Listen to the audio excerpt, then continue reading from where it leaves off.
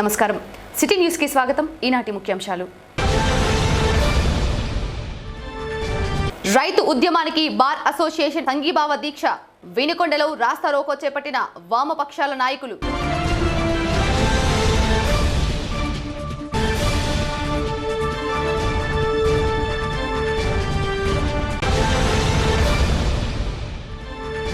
Vinukonda sub register కార్యాలయ పనితీరుపై ఆగ్రహం వ్యక్తం చేస్తున్న ప్రజలు అర్ధరాత్రి రిజిస్ట్రేషన్లపై ప్రజల్లో నెలకొన్న అనుమానాలు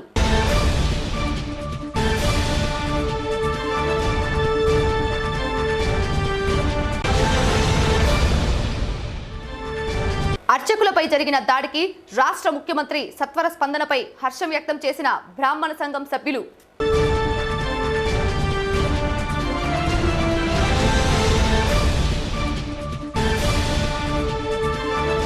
కేంద్రంలోని బీజేపీ ప్రభుత్వం ప్రవేశపెట్టిన రైతు వ్యతిరేక బిల్లులను నిరసిస్తూ దేశ రాజధానిలో రైతులు చేపడుతున్న ఉద్యమానికి వినుకొండ బార్ అసోసియేషన్ మద్దతు తెలిపింది.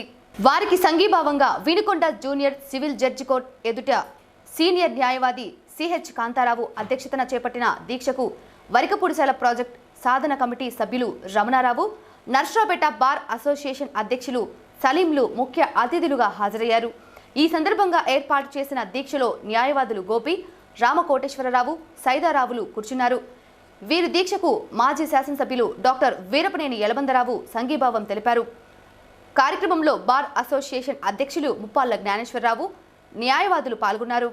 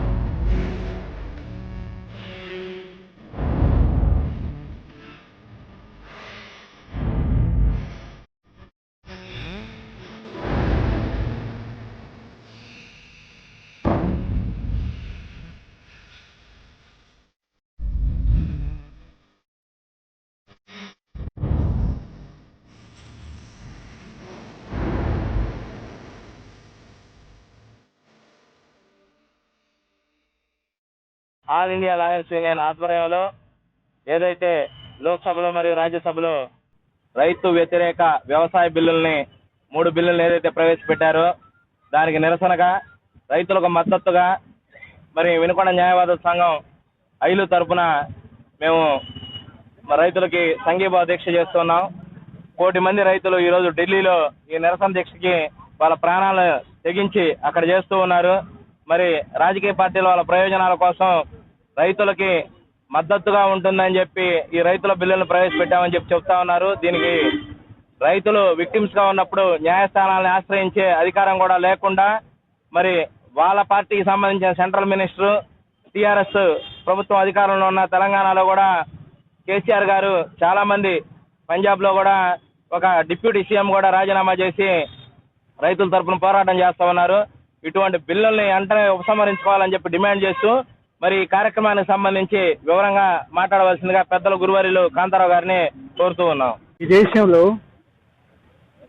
ఆర్యులు ప్రవేశించక ముందే వ్యవసాయం ఉన్నది. వేల సంవత్సరాల క్రితం అదే రైతు వేల సంవత్సరాల నుంచి నేటి వరకు కూడా చేస్తున్నది ఏంటంటే ఈ ప్రజానీకానికి తన శక్తిని సామర్థ్యానికి విషయం చేసి అన్నదానం చేసి ప్రాణపోషణ చేస్తున్నాడు. వాళ్ళందరూ కూడా జీవిస్తున్నాము, నడుస్తున్నాము, మాట్లాడుతున్నామంటే రైతన్న మనకు వచ్చి పెట్టినటువంటి భిక్ష మాత్రమే, అది లేకపోతే లేదు.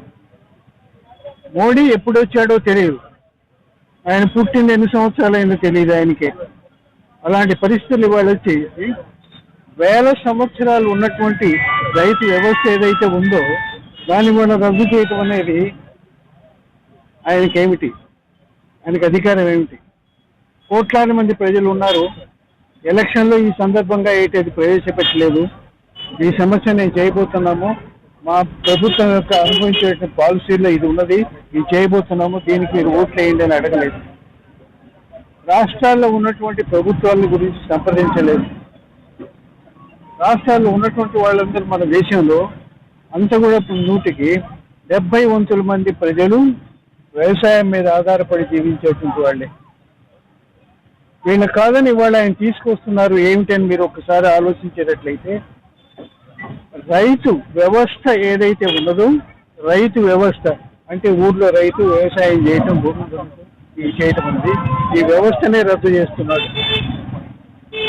దీన్ని కూడాను పెద్ద పెద్ద పారిశ్రామికవేత్తలకి వేల లక్షల ఎకరాలుగా ఆయన కట్టబెట్టి వారు పండించమని వాళ్ళ దగ్గర మన కూలీలుగా పనిచేస్తూ వాడు వ్యాపార సంస్థానికి సంబంధించినటువంటి పంటల్ని పండించి వాడు పైకి తోలుకొని పోయేసి ఎక్కడో వ్యాపారం చేసుకోవడానికి అనుకూలంగా వీలుగా ఉండేదానికోసమే ఈ సిద్ధాంతం ప్రకటన చేయకుండా ఇవాళ చట్టాలు తయారు చేశారు.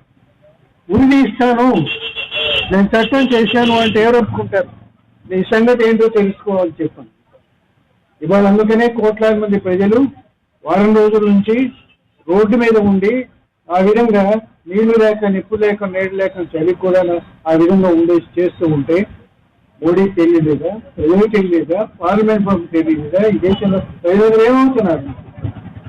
అందుకని చెప్పి న్యాయవాద సంఘం నష్టపేట ఇక్కడ ఆయన సంబంధం ఉంచింది రైతులకి మద్దతుగా వచ్చేసి ఆ చట్టాలు నివారణ ఉద్యమము, ఆ చట్టాలు రద్దు చేసుకునేంత వరకు రైతుకు వెన్నెముకగా ఉండి రైతు ఉద్యమాన్ని బలపరుస్తూ ముందుకు నడుస్తూ ఉంటాము, ఉండబోతున్నాము, అన్నింటిలో పాల్గొంటాము. వాళ్ళకి మా సంగీతం తెలియజేస్తున్నాము అని చెప్పి అన్యాయం జరిగేటటువంటి ఈ చట్టాలని నేను ఒక రైతుగా నాకు ఇది వింటుంటే అర్థం కాని సమస్య.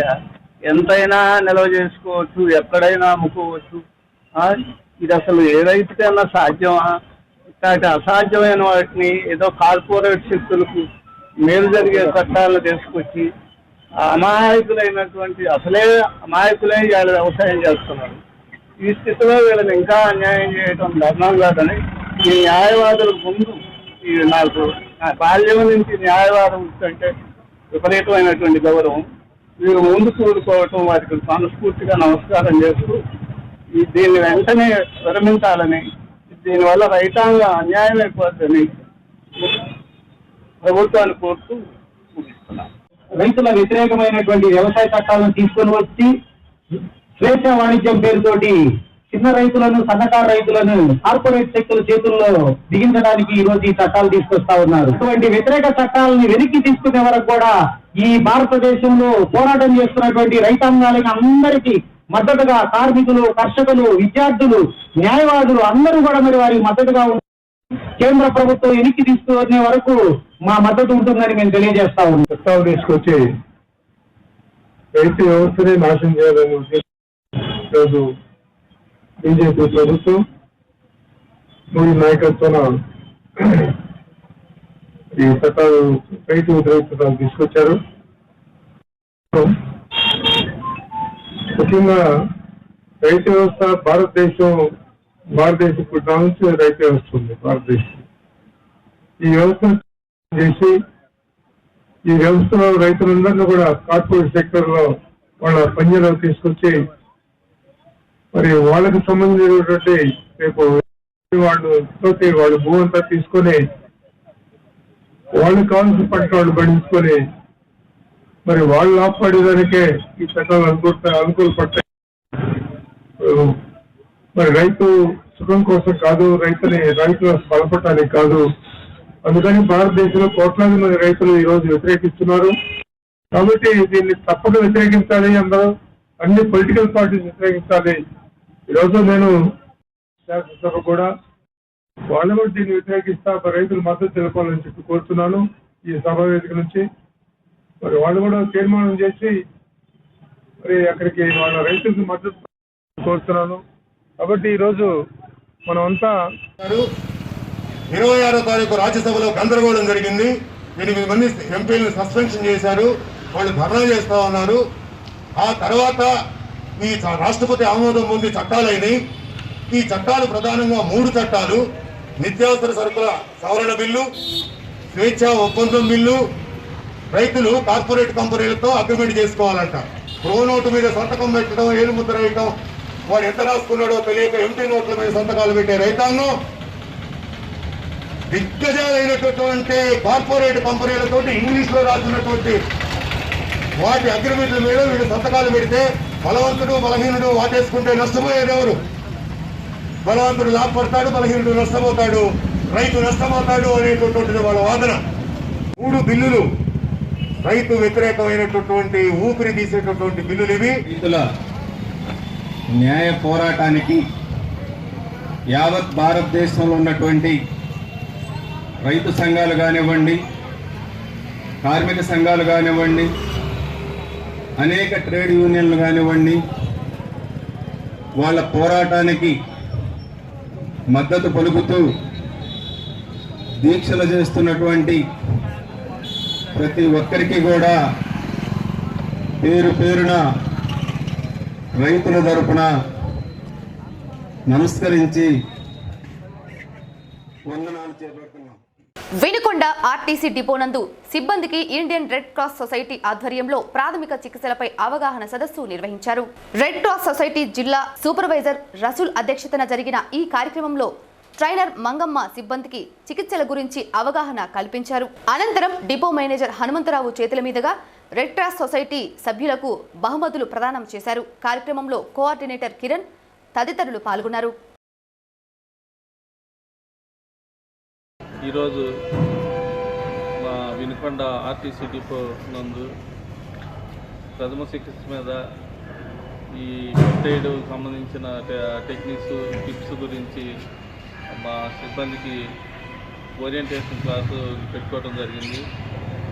ఈ క్లాస్కి మన రెడ్ క్రాస్ సంస్థ నుంచి మేడం మంగమ్మ గారు, కిరణ్ కుమార్ గారు, జానీ గారు అటెండ్ అయ్యి ట్రైనింగ్ ఇవ్వడం జరిగింది.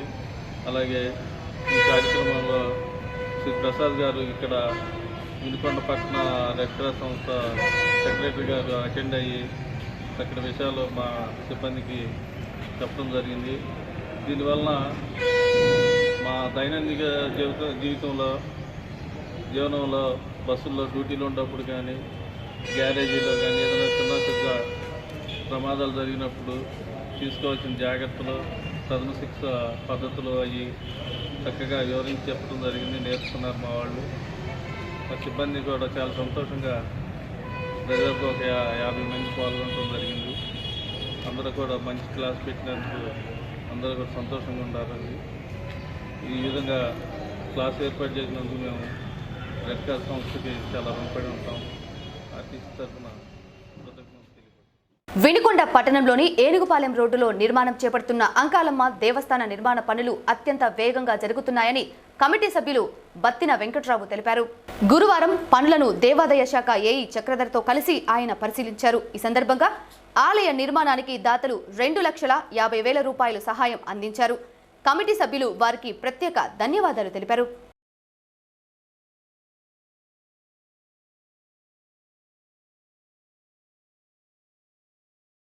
అందరికీ నమస్కారం. వినుకొండలో వెలిసిన శ్రీ అంకాలమ్మ తల్లి దేవస్థానం శిథిలావస్థకు చేరటంతో దేవాదాయ ధర్మాదాయ శాఖ వారు, ఆలయ కమిటీ వారు ఆలయాన్ని పునర్నిర్మాణ కార్యక్రమంకి పూనుకున్నారు. ఆ కార్యక్రమంగా బాలాలయం పూర్తయి ఈరోజు మండప నిర్మాణం జరుగుతుంది. కావున భక్తులంతా గమనించి ఈ గుడికి దాతలు ఎవరైనా ఉంటే కమిటీ వారికి వస్తు రూపేణా ధన రూపేణా సహకరించవలసిందిగా మనస్ఫూర్తిగా కోరుకుంటున్నాం. అలాగే ఈరోజు మాకు దాతలు నల్లూరి కోటేశ్వరరావు గారు 1,00,000 రూపాయలు కానుక ఇచ్చారు. అలాగే అడ్డగిరి గురునాథం గారి కుమారుడు అడ్డగిరి తారక్ గారు 50,000 రూపాయలు కానుక ఇచ్చారు. నాదేళ్ల ఈశ్వరయ్య గారు 50,000 రూపాయలు ఇచ్చారు. అలాగే కర్రీ అంజయ్ గారు కూడా 50,000 రూపాయలు సమకూర్చారు. అలాగే దాతలు ఎవరైనా ఉంటే ముందుకొచ్చి ఈ ఆలయ నిర్మాణానికి ఎంతో విశిష్టత కలిగిన అమ్మవారి ఆలయాన్ని నిర్మించుకోవాల్సిందిగా మనస్ఫూర్తిగా కోరుకుంటున్నాం. దేశ రాజధానిలో రైతులు చేపడుతున్న ఉద్యమానికి వినుకొండ పట్టణంలో సిపిఐ, సిపిఎం నాయకులు సంఘీభావం తెలిపారు. ఈ సందర్భంగా స్థానిక శివయ్య స్తూపం సెంటర్ నందు వామపక్షాల నాయకులు రాస్తారోకో చేపట్టారు. రైతు వ్యతిరేక ప్రభుత్వం ఎప్పుడూ ముందుకు సాగదని, రైతు వ్యతిరేక బిల్లులను రద్దు చేయాలని డిమాండ్ చేశారు. అనంతరం న్యాయవాదులు చేపడుతున్న దీక్షలకు సంఘీభావం తెలిపారు. దేశవ్యాప్తంగా జాతీయ కార్మిక సంఘాలు, రైతు సంఘాలు, ప్రధానంగా రైతు సంఘాలు 500 సంఘాలు కూటమిగా ఏర్పడి కమిటీలు నిర్ణయించుకొని ఇవాళ ఢిల్లీ ప్రభుత్వం ఏదైతే కేంద్ర ప్రభుత్వం ఉందో నరేంద్ర మోడీ గారి ప్రభుత్వం రైతులకు వ్యతిరేకంగా 3 చట్టాలను తీసుకురావడం జరిగింది. ఈ 3 చట్టాలు ఈ దేశ రైతాంగానికి పెను ముప్పుగా ఏర్పడ్డాయి. దేశవ్యాప్తంగా స్వాతంత్ర అనంతరం భారతదేశ పోరాట చరిత్రలో ఒక సువర్ణ అధ్యాయాన్ని భారతదేశ రైతాంగం లెక్కించారు. వారందరికీ కూడా ఏఐకేసీ తరఫున ధన్యవాదాలు తెలియజేస్తా ఉన్నాం. అదేవిధంగా ఈరోజు మనం చూస్తూ ఉన్నాం, దేశవ్యాప్తంగా అన్నదాతల పోరాటం ఒకే ఒక్క డిమాండ్ చేస్తూ ఉంది. ఏమిటా డిమాండ్ అనేనంటే మోడీ ప్రభుత్వం దుర్మార్గంగా నిరంకుశంగా చట్టం చేసినటువంటి నల్ల చట్టాలు 3 కూడా వెనక్కి తీసుకోవాలి. వినుకొండ సబ్ రిజిస్టర్ కార్యాలయ పనితీరు పట్ల ప్రజలు తీవ్ర అసంతృప్తి వ్యక్తం చేస్తున్నారు. కార్యాలయం నందు జరగవలసిన రిజిస్ట్రేషన్లు ఆలస్యంగా జరుగుతుండటంతో పాటు అర్ధరాత్రి పూట రిజిస్ట్రేషన్లు నిర్వహిస్తుండటంతో ప్రజలు ఆగ్రహం వ్యక్తం చేస్తున్నారు. ఇదేమిటని ప్రశ్నించిన వారిపై కూడా దాడులు జరిగిన సంఘటనలు చోటు చేసుకున్నాయి. దీనిపై సబ్ రిజిస్టర్ను వివరణ కోరగా తనకు ఆరోగ్యం సరిగా ఉండకపోవడంతో సెలవుల్లో ఉన్నట్లు తెలిపారు. ఇదిలా ఉంటే కార్యాలయంలో పనిచేసే కాంట్రాక్ట్ ఉద్యోగులకు వేతనాలు కూడా అందించకపోవడంతో వారు కూడా స్వచ్ఛందంగా సెలవులు పెట్టినట్లు తెలుస్తుంది. ఇప్పటికైనా జిల్లా అధికారులు స్పందించి కార్యాలయ పనితీరుపై నిఘా ఏర్పాటు చేసి సమస్యను పరిష్కరించాలని ప్రజలు కోరుతున్నారు.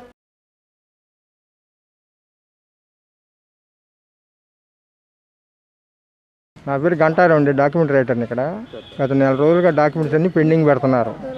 రోజు చేస్తాం, రేపు చేస్తాం, ఎల్లుండి చేస్తామని ఆపుతున్నారు సబ్ రిజిస్ట్రార్ గారు. మేము ప్రజలు తేవటం ఎందుకని మా జనాలకు మేము నచ్చ చెప్పుకుంటా 2 రోజులు 3 రోజులకి చిన్నగా చేయించుకుంటా ఉన్నాం. ఇవాళ ఒక్క రిజిస్ట్రేషన్ కాలేదు. అదండి నేను సెలవులు పెట్టాను అంటున్నాడు సబ్ రిజిస్ట్రార్ గారు. వచ్చారు నేను సెలవులో ఉన్నాను, ఎవరైనా వస్తే ఛార్జ్ ఇచ్చి పంపిస్తాను, సెలవులోనూ అంటాడు. జిల్లా రిజిస్ట్రార్ గారికి ఫోన్ చేస్తే ఆయన సెలవు ఆమోదించలేదు, ఆయనే కంటిన్యూ కావాలి అని ఆయన చెబుతున్నారు ఫోన్ చేస్తే. మరి ఏది లేదో మాకు అర్థం కావట్లేదు. ప్రజలు బాగా ఇబ్బంది పడుతున్నారు. 4 రోజుల కింద డాక్యుమెంట్స్ పెట్టినాయి, 3 రోజుల కింద డాక్యుమెంట్స్ పెట్టినాయి, అట్లనే ఉన్నాయి. అది చెకప్ కావాలి, రిజిస్టర్ కావాలి. వచ్చిన ఆయన చెక్ చేయట్లేదు. ఏదో ఈ విధంగా తప్పించుకొని పెండింగ్ పెడతా ఉన్నారు. ప్రజలు చాలా ఇబ్బంది పడుతున్నారు. లోన్లు రావాల్సిన వాళ్ళు మరి డాక్యుమెంట్స్గా చాలా ఇబ్బంది పడుతున్నారు. కొనుక్కున్న వాళ్ళు అమ్మిన వాళ్ళు తిరగలేక అల్లాడుతున్నారు. అది గమనించి అధికారులు చర్య తీసుకోవాలని కోరుతున్నాం. నా పేరు మదార్ వలి, నేను సిపిఎం పార్టీ. 3 రోజుల నుంచి మేము తాకట్టు రిజిస్ట్రేషన్ క్యాన్సిల్ చేయటం ఒకటి, అదే దాంట్లో నుంచి మళ్ళీ ఒక 25 సెంట్లు వేరే వాళ్ళకి రిజిస్టర్ చేయాల్సింది ఉంది. దానికి చలానాలు కట్టించుకున్నారు. చలానాలు కట్టించుకొని కాగితాలన్నీ తయారు చేసిన తర్వాత బెంచ్ మీద పోయిన తర్వాత రిజిస్టర్లు ఆపేశారు. పై అధికారులకు తెలుసున్నా సరే ఎందుకు పట్టించుకోవట్లేదో ప్రభుత్వాలు ఏందో అర్థం కావట్లేదు. రిజిస్టర్ చేయించుకునేటప్పుడేమో సంవత్సరానికి ఒకసారి ఏమో రేట్లు పెంచుతున్నారు వాళ్ళు ఇష్టం వచ్చినట్టుగా. స్టాంప్ డ్యూటీ పెంచుకుంటున్నారు. వీళ్ళ లోపల చలానాల కోసం అంటున్నారు, వీళ్ళ పర్సంటేజీలు పెట్టుకుంటున్నారు. ఈ పర్సంటేజీలు తీసుకుంటూనే ఉన్నారు. మొన్న రాత్రి వచ్చేసి 3 రోజుల క్రితం రాత్రి ఏమో ఒక రిజిస్టర్ గారు ఏమో రిటైర్డ్ అయిపోతున్నారని చెప్పారు. ఆ రోజు ఏమో రాత్రి 10 దాకా రిజిస్టర్ చేస్తున్నారు. TV9 వాళ్ళను ఎన్టీవీ వాళ్ళు వచ్చేసి దీని గురించి ఎంక్వైరీ చేస్తే సమాధానం చెప్పడానికి కూడా వీళ్ళ దగ్గర ఆన్సర్ లేదు. తర్వాత వాళ్ళు కూడా పోయి పోలీస్ స్టేషన్లో కేసు పెట్టిన దాఖలాలు ఉన్నాయి. దయచేసి మేము చెప్పేది ఏంటంటే జనాన్ని ఇంతమందిని కూడా ఈ రకంగా హింస పెట్టడం ఏంది? అసలు మీ డబ్బులు మీరు తీసుకుంటున్నా కూడా జనాన్ని ఈ రకంగా హింస పెట్టడం, ఇలాంటి వాళ్ళని అసలు ఎందుకు ఉద్యోగాలు ఎందుకు ఇచ్చారో కూడా మాకు అర్థం కావటం లేదనమాట. 1 కాదు 2 కాదు, దాదాపు 150 రిజిస్ట్రేషన్లు ఆగిపోయి ఉన్నాయి. దాదాపు 150 రిజిస్ట్రేషన్లు ఆగిపోయినాయంటే ఎన్ని రోజుల నుంచి పెండింగ్ ఉన్నాయి? పోనీ ఈ 150 రిజిస్టర్లు బుక్ చేసింది ఎప్పుడు? వీళ్ళు రిజిస్టర్ చేసినవి ముందు వచ్చింది ఏది, వెనకొచ్చింది ఏది? వీళ్ళకి ఏదైతే డబ్బులు ఎక్కువ ఇస్తున్నారో ఆ రకంగా వీళ్ళు ఆ డబ్బులు తీసుకుంటున్నారు. వాళ్ళకి మాత్రం దొంగసాటుగా రిజిస్టర్ చేస్తున్నారు.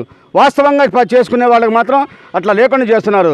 దీని గురించి కనుక పై అధికారులు ఇలాంటి వాళ్ళ మీద కఠినమైన చర్యలు తీసుకోవాలని చెప్పని సిపిఎం పార్టీగా మేము కోరుతున్నాం. వినుకొండ మున్సిపల్ కార్యాలయం నందు గురువారం మోటార్ వెహికల్ డిస్ట్రిబ్యూషన్ కు సంబంధించిన ఇంటర్వ్యూలను నిర్వహించారు. ఈ సందర్భంగా నిర్వహించిన ఇంటర్వ్యూలో లబ్ధిదారులను ఎంపిక చేయడం జరిగిందని మున్సిపల్ కమిషనర్ శ్రీనివాసులు తెలిపారు. ఎంపికైన వారికి నియామక పత్రాలను అందించి జనవరి 1వ తేదీ నుండి రేషన్ పంపిణీకి వాహనాలు కేటాయింపు జరుగుతుందని తెలిపారు. ఈరోజు మనకి MMD అని చెప్పి మనకు మోటార్ వెహికల్ డిస్ట్రిబ్యూషన్ పథకం కింద ఆటోస్ ఇంప్రూవ్స్ నిర్వహిస్తున్నాము. ఈ ఆటోస్ ప్రభుత్వం వారు సబ్సిడీ కింద 60%, 30% బ్యాంకులను 10% ఇండివిజువల్ వాళ్ళు ఇస్తున్నారు. సో దీనికి అన్ఎంప్లాయ్ కింద ఉన్న యూత్ని సెలెక్ట్ చేసుకొని వాళ్ళ category wise SC, minority EVs వాళ్ళు తీసుకొని వాళ్ళకి ఇంప్రూవ్ చేస్తున్నాము. ఈ ఇంప్రూవ్స్లో సెలెక్ట్ అయిన వారికి రేపు నియామక పత్రాలు ఇచ్చి రేపు జనవరి 1 నుంచి మనకు చౌకధరల దుకాణాల నుంచి ఏదైతే మనం సరుకులు అయితే రవాణా చేస్తాం ఉచితంగా కానీ, లేదంటే కొనుగోలుకు కానీ, రైస్ కానీ, ఇవన్నీ కూడా ఇంటికి సప్లై చేసి వాళ్ళ యొక్క పని దినాలు వృధా కాకుండా వాళ్ళ సౌకర్యవంతంగా చేయాలని చెప్పి ప్రభుత్వం చేపట్టిన పథకానికి వాళ్ళ నియామకాన్ని జరపడానికి మేము ఈ యొక్క నియామకాలు ఇంప్రూవ్ జరుగుతున్నాము. ఈ ఇంటిలో దాదాపుగా చాలామంది అటెండ్ అయ్యారు. 100% అటెండ్ అయ్యారు. మిగతా వాళ్ళని చాలామంది బాగా అటెండ్ అయ్యారు. ఈ ఇంటర్వ్యూ ఫైనల్ అయిన తర్వాత లిస్ట్ పబ్లిష్ చేసి మేము ఒక 2-3-4 రోజుల్లో నియామక పత్రం అందజేసేసి అది ఫైల్ రన్ చేసి జనవరి 1 నుంచి మేము ఇంటింటికి రేషన్ సప్లై చేయాల్సిన కార్యక్రమాన్ని సక్సెస్ఫుల్గా నడపాలని చెప్పి నిర్ణయించుకున్నాము. భారతదేశంలోనే ఈ మొట్టమొదటి ప్రయత్నం. ప్రభుత్వంగా తీసుకున్న ఈ యొక్క నిర్ణయానికి మేము కూడా నిబద్ధతగా దీన్ని ఛాలెంజ్ తీసుకొని సక్సెస్ చేయాలని చెప్పి కోరుతున్నాం. నాతో పాటు ఇంటర్వ్యూలో ఆంధ్ర బ్యాంక్ మేనేజర్ గారు, మన వెల్ఫేర్ నుంచి మన వార్డెన్ గారు, తర్వాత RTO అనిల్ గారు, మా సిబ్బంది అందరూ పాల్గొన్నారు. ఇంటర్వ్యూస్ జరుగుతున్నది. జరగగానే ఫైనల్ లిస్ట్ మేము తెలియజేస్తున్నాం. ధన్యవాదాలు. నూజెండ్ల మండలంలోని పమిడిపాడు గ్రామంలో శ్రీ ఆంజనేయ స్వామి విగ్రహ ప్రతిష్ఠ మహోత్సవ కార్యక్రమం కన్నుల పండుగగా నిర్వహించారు. వేద పండితుల మంత్రోచ్చరణల మధ్య స్వామివారి విగ్రహ ప్రతిష్ఠ కార్యక్రమాన్ని భక్తులు భక్తి పారవశ్యంతో చేపట్టారు.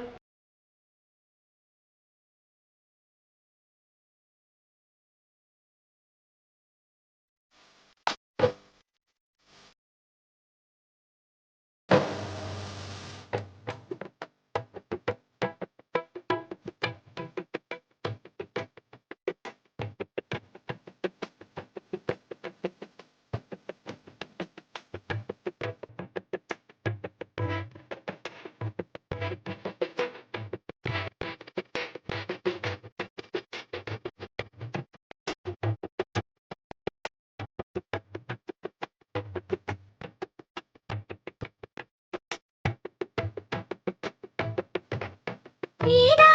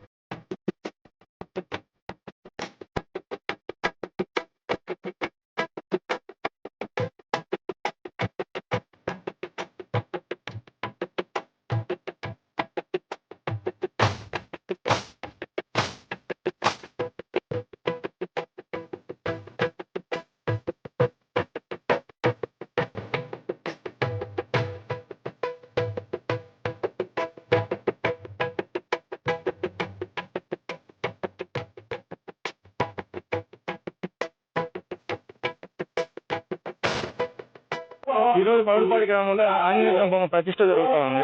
ఇది యాక్చువల్గా ఇది 6 నెలల క్రితం జరగాల్సింది, బట్ కరోనా ప్రాబ్లం వల్ల లేట్ అవ్వాల్సి వచ్చింది. యాక్చువల్గా ఇది టూ వీక్స్ బ్యాక్ విగ్రహం తయారు చేసి పెట్టబడి ఊర్లో కూడా తీసుకొచ్చిన జరిగింది. దీని టోటల్ కాస్ట్ వచ్చేసి నియర్లీ 5 to 6 లాక్ అయింది. అంతా ఊరి ప్రజలే చందాలు వేసుకొని వసూలు చేసుకొని ఒక క్రమశిక్షణతో ఒక ఐకమత్యంతో డబ్బులంతా షేర్ చేసుకుని ఈ రోజు ఇంత విజయవంతంగా ఇది పూర్తిగా జరగడం జరుగుతూ ఉంది. సో అందరి సహకారంతో పక్కన వినుకొండ నియోజకవర్గం నుంచి ఇతర గ్రామాల నుంచి ప్రజలకు కానీ అందరికీ సంతోషంగా ఆహ్వానం. ఈ రోజు భారీ ఎత్తున అన్నభోజనం కూడా జరుగుతుంది ఇక్కడ. ఇది మధ్యాహ్నం 1 గంట నుంచి స్టార్ట్ అవుతుంది నియర్లీ. సో అందరూ వచ్చి విజయవంతం చేసి మమ్మల్ని ఆశీర్వదించవలసిగా కోరుతున్నాము. Thank you so much. ఈ ఆపర్చునిటీ ఇచ్చినందుకు మీ సిటీ ఛానల్ అందరికీ నా ధన్యవాదాలు. Thank you all. కర్నూలు జిల్లా బండి ఆత్మకూరులో ఓంకార క్షేత్రం అర్చకులపై జరిగిన దాడికి రాష్ట్ర ముఖ్యమంత్రి వెంటనే స్పందించడం పట్ల బ్రాహ్మణ సంఘం పెద్దలు హర్షం వ్యక్తం చేశారు. ఈ సందర్భంగా బ్రాహ్మణ సంఘం పెద్దలు వేల్పూరు బాబు, 5వ వార్డు కౌన్సిలర్ అర్చన మూర్తిలు మాట్లాడుతూ అర్చకులపై దాడి జరిగిన వెంటనే స్పందించిన తీరు హర్షణీయమని, వెంటనే స్పందించి చర్యలు తీసుకోవటం ఆనందంగా ఉందని పేర్కొన్నారు. కార్యక్రమంలో బ్రాహ్మణ సంఘం సభ్యులు పాల్గొన్నారు.